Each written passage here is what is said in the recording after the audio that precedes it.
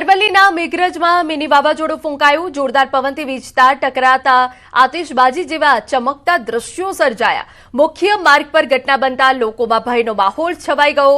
લોકોમાં થોડીવાર માટે અફરાતફરી થઈ ગઈ। સદનસીબે કોઈ જાનહાનિ નથી થઈ।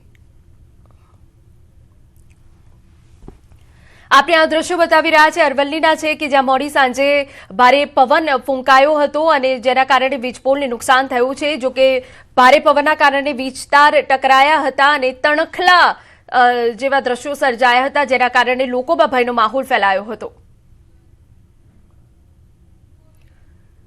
અરવલ્લીના મેઘરજ તાલુકામાં મિની વાવાઝોડું ફૂંકાયું। ભારે પવનના કારણે વીજતાર ટકરાતા આગ ભભૂકી। લીમડાના વૃક્ષમાં તણખલું પડતા આગ ભભૂકી। મેઘરજના જીતપુર ગામે આગની ઘટના બની। સદનસીબે આગની દુર્ઘટનામાં જાનહાનિ ટળી।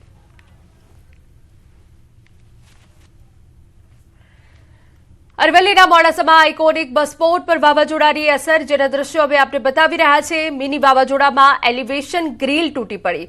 ઊંચાઈથી પડેલી ગ્રીલના કારણે દોડધામ મચી ગઈ।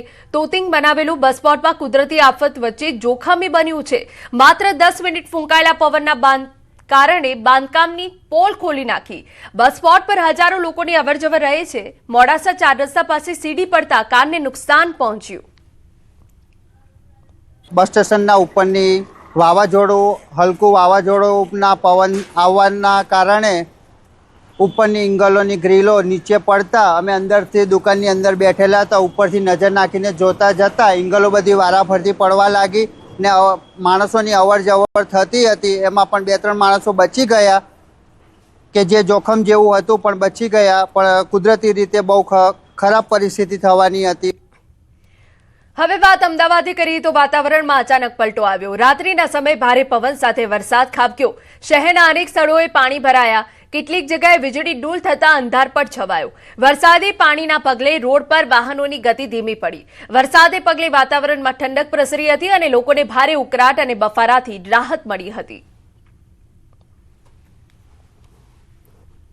રાજ્યના વાતાવરણમાં એકાએક પલટો આવ્યો છે અને હવામાન વિભાગે જે આગાહી કરી હતી અને એ આગાહીને પગલે અમદાવાદ સહિત રાજ્યભરમાં ક્યાંક ને ક્યાંક કમોસમી વરસાદ જે છે તે પણ જોવા મળ્યો છે અને વાતાવરણમાં અચાનક પલટો જે મોડી સાંજે આવ્યો અને તેના કારણે શહેરના પ્રહલાદનગર વિસ્તાર છે, બોપલ વિસ્તાર છે, તેમજ સરખેજ અને જુહાપુરા વિસ્તાર છે કે જ્યાં ભારે પવન સાથે વરસાદ જોવા મળ્યો છે અને એ વરસાદના કારણે અત્યારે આપ જે જોઈ શકો છો કે આ પશ્ચિમ વિસ્તારને પ્રહલાદનગરના એસજી હાઈવે વિસ્તારમાં જે છે તે પાણી ભરાયા છે।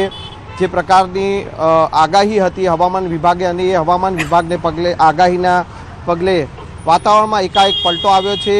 દિવસ દરમિયાન જે 42-43 ડિગ્રી આસપાસ જે ગરમીનો માહોલ હતો અને અસહ્ય ગરમીનો માહોલ હતો અને તેમાં એકાએક વાતાવરણમાં પલટો આવતા વાતાવરણમાં ઠંડક પ્રસરી છે અને જે અમદાવાદવાસીઓ છે કે તેઓએ વાતાવરણમાં ઠંડક પ્રસરતા રાહતનો શ્વાસ જે છે તે લીધો છે। કેમેરામેન શ્રેણિક મહેતા સાથે સંજય ટાંક, ન્યૂઝ 18 ગુજરાતી, અમદાવાદ। ભારે પવનના કારણે શહેરના પ્રહલાદનગર વિસ્તારમાં વૃક્ષ ધરાશાયી થવાની ઘટના સામે આવી। કોર્પોરેટ રોડ પર સ્ટ્રીટ લાઇટનો પોલ પડી જતા અંધારપટ છવાયો। વીજ પોલ અને વૃક્ષ ધરાશાયી થતા એક તરફનો રસ્તો પણ બંધ થઈ ગયો, જેના કારણે વાહન ચાલકોને હાલાકી પડી।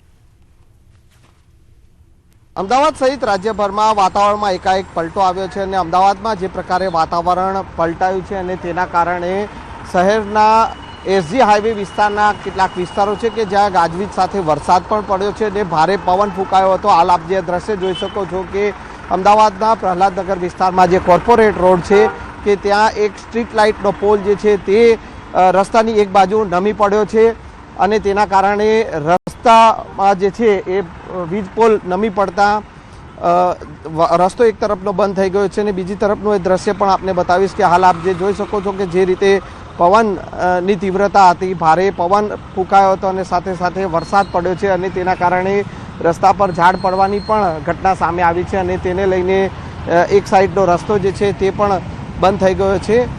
જે પ્રકારનું વાતાવરણ જે પલટાયું છે અને ભારે પવન સાથે વરસાદ પડ્યો છે અને તેના કારણે વાતાવરણમાં ઠંડક પ્રસરી છે, પરંતુ સાથે સાથે પવનના કારણે પવનનું જોર હોવાના કારણે પ્રહલાદનગરના કોર્પોરેટ રોડ પર જે સ્ટ્રીટ લાઇટનો પોલ જે છે તે નમી પડ્યો હતો અને ઝાડ પડવાની ઘટના સામે આવી છે।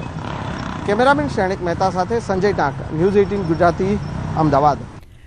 અમદાવાદમાં ગઈકાલે મોડી રાત્રે આવેલા મિની વાવાઝોડાથી ઘણા ભાગોમાં નુકસાનના દ્રશ્યો, વાતાવરણમાં પલટો આવતા ભારે પવન સાથે વરસાદ. ભારે પવનના કારણે પ્રહલાદનગરના કોર્પોરેટ રોડ પર મહાકાય વૃક્ષ ધરાશાયી થયું. રસ્તા પર વૃક્ષ ધરાશાયી થવાની ઘટના બની, જેના કારણે રસ્તો પ્રભાવિત થયો.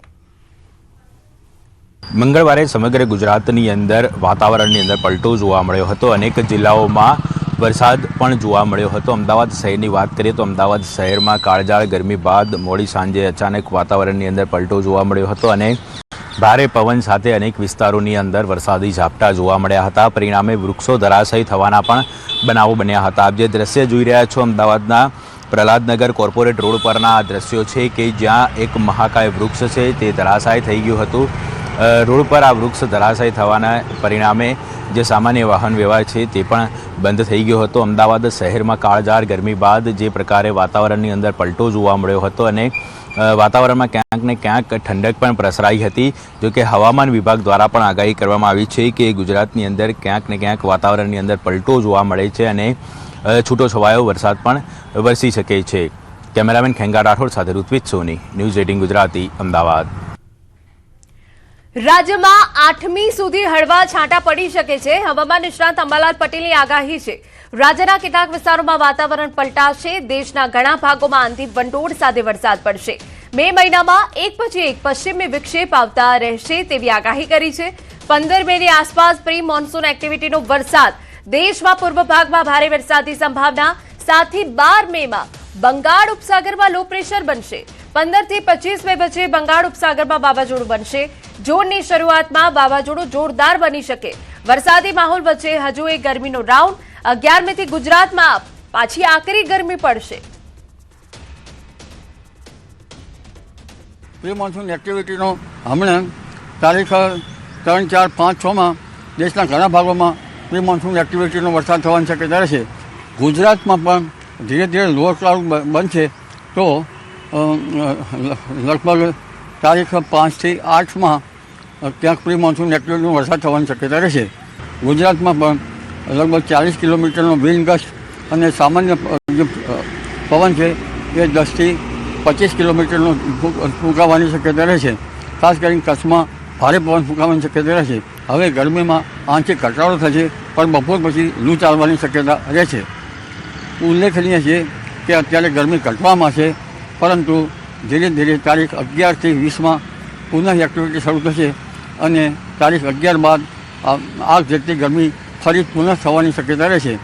જોકે વાદળો તો સવારે એવા આવતા નથી પણ બપોરે એકદમ વાદળો જતા રહેતા ગરમી જબરજસ્ત જણાશે. 8 થી 12, 13માં બંગાળ ઉપસાગરમાં પણ સક્રિય થશે અને બંગાળ ઉપસાગરમાં લો પ્રેશર બનવાની શક્યતા રહેશે. તારીખ લગભગ 15 તારીખથી 25 મે વચ્ચે બંગાળ ઉપસાગરમાં એક વાવાઝોડું બની શકે. જો તેનો માર્ગ મ્યાનમાર તરફ હોય તો લગભગ ભારતના ભાગમાં ઓછો વરસાદ આવી શકે.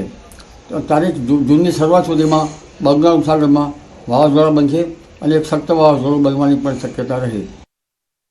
કેદારનાથ ધામમાં ભારે હિમવર્ષા. આજે 17,000 શ્રદ્ધાળુઓએ દર્શન કર્યા, જેમાં અત્યાર સુધીમાં 3,44,000 શ્રદ્ધાળુઓએ દર્શન કર્યા છે.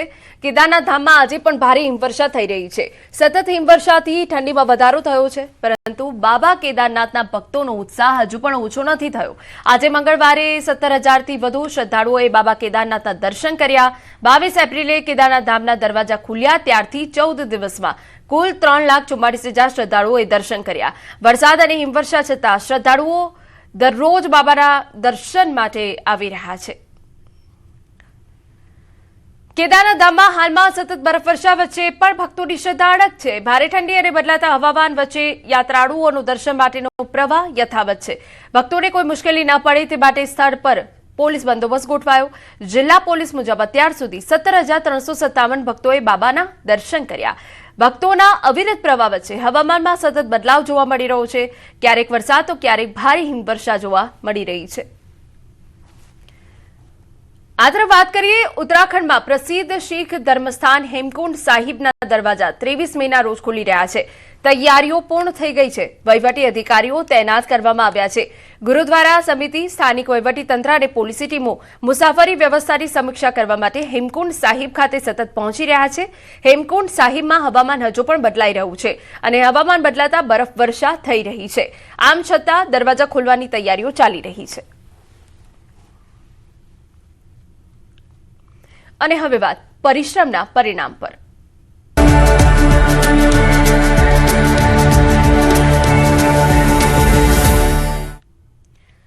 વાત અમદાવાદની કરી લઈએ. પરિણામ જાહેર થતા સામાન્ય પરિવારના તેજસ્વી તારલા ઝળહળી ઉઠ્યા. અનેક વિદ્યાર્થીઓએ સંઘર્ષ સાથે સિદ્ધિ મેળવી. ક્યાંક સિલાઈ કામ કરતી માતાની દીકરીએ મેળવ્યો A1 ગ્રેડ, તો ક્યાંક રિક્ષા ચલાવતા પિતાની દીકરીએ મેળવ્યો A1 ગ્રેડ. તો કોઈ IAS બની માતા પિતાનું સપનું પૂરું કરવા માંગે છે, તો કોઈ ડોક્ટર બની સમાજ સેવા કરવા માંગે છે. મારા 94% આવ્યા છે. મારા પપ્પા ઓટો ડ્રાઈવર ચલાવે છે અને મારી મમ્મી હાઉસવાઈફ છે. તારો ગોલ શું છે હવે? મારે IAS ઓફિસર બનવાનો ગોલ છે, જે મારા મમ્મી પપ્પાનું સપનું છે હું પૂરું કરવા માંગુ છું. મારા મમ્મી પપ્પાનો બી મને ખૂબ સપોર્ટ છે. મારા HPK સ્કૂલના શિક્ષકગણનો બી ખૂબ મોટો સપોર્ટ છે. ધોરણ 10માં સારું પરિણામ આવતા સુરતના વિદ્યાર્થીઓમાં ખુશીનો માહોલ છે. ત્યારે 96% મેળવનાર એક વિદ્યાર્થીને ખૂબ ખુશી વ્યક્ત કરી સાથે CA બનવાનો નિર્ધાર પણ કર્યો. સમાધિ અને દીકરીઓમાં ઉદાહરણ પર પૂરું પાડ્યું. પુત્રીના સારા પરિણામને લઈ વાલીઓમાં ખુશી. ધોરણ 10નું પરિણામ આવી ગયું છે અને બાળકોની કારકિર્દીની પહેલી સીડી કહેવાય ધોરણ 10. 10 પછી 12 અને ત્યારબાદ અલગ અલગ કોર્સ હોય છે. ત્યારે આજના રિઝલ્ટમાં એક દીકરી આપણી સાથે છે. આપણે એની સાથે વાત કરીશું. શું નામ બેટા? ચારમી ગુણા કેતનભાઈ. ચારમી, શું કહેશો? ધોરણ 10નું પરિણામ આવ્યું, શું પરિણામ આવ્યું? મારું પરિણામ આવ્યું છે 99.77 PR અને 96.50%. મહેનત ખૂબ કરી હતી. શિક્ષકોનો ખૂબ સપોર્ટ હતો. આશાદીપના ટ્રસ્ટી, સ્કૂલનો ખૂબ મહેનત અને દિવસ રાત મહેનત કરી હતી. આગળ મેં CA કરવાનો વિચાર કર્યો છે. બેન, શું કહેશો? સામાન્ય પરિવારમાંથી દીકરીના આટલું સારું પરિણામ, અને આજે એનું પરિણામ જોઈને એટલી ખુશી થાય છે મા તરીકે કે જે મહેનત કરી છે ને આજે એનું પરિણામ ચોક્કસ મળ્યું છે. ધોરણ 10 બાળકો માટે સૌથી મહત્વનું પગલું છે. ત્યારે કહી શકાય છે કે આ દીકરી ભલે CA બનવાની વાત કરતી હોય પણ રિઝલ્ટને લઈને ચોક્કસ ખુશીનો માહોલ છે. કેમેરામેન જીગર ગુગલ સાથે કીર્તેશ પટેલ, ન્યૂઝ 18 ગુજરાતી, સુરત. રાજ્યમાં ધોરણ 12ના પરિણામો જાહેર થતા ખુશીની લહેર ફેલાઈ. ત્યારે વિજ્ઞાન પ્રવાહમાં 84.95% અને સામાન્ય પ્રવાહમાં 94.70% પરિણામ સાથે નર્મદા જિલ્લાએ ઉત્તમ પ્રદર્શન કર્યું. આ પરિણામમાં સૌથી પ્રેરણાદાયક વાત એ છે કે નવદુર્ગા હાઈસ્કૂલમાં ભણતી દીકરી કે જેનો પરિવાર દાબેલી અને વડાપાઉંની લારી ચલાવે છે તેને 91.36% સાથે સમગ્ર જિલ્લામાં પ્રથમ સ્થાન મેળવ્યું અને ગરીબ પરિસ્થિતિ હોવા છતાં મોટી સિદ્ધિ હાંસલ કરી. રાજપીપળા અને ડેડિયાપાડામાં પણ વિદ્યાર્થીઓનું સારું પરિણામ નોંધાયું. રાજપીપળામાં 578 વિદ્યાર્થીઓમાંથી 496 વિદ્યાર્થીઓ, જ્યારે ડેડિયાપાડામાં 259માંથી 215 વિદ્યાર્થીઓ પાસ થયા. જ્યારે સ્વામિનારાયણ ગુરુકુળના વિદ્યાર્થીઓએ બીજા, ત્રીજા અને ચોથા ક્રમે આવી શાળાનું નામ રોશન કર્યું. વિદ્યાર્થીઓ પોતાની આ સફળતાનો શ્રેય શિક્ષકો અને વાલીઓને આપ્યો.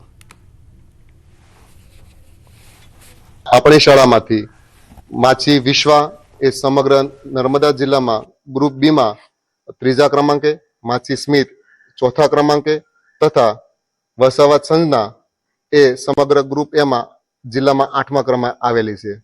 કે મારા આ જે બાળકો પરિણામ લઈને આવેલા છે તે વગર મોબાઈલ અડીએ અને વગર સોશિયલ મીડિયાનો ઉપયોગ કર્યા લોકો રિઝલ્ટ લાવેલા છે.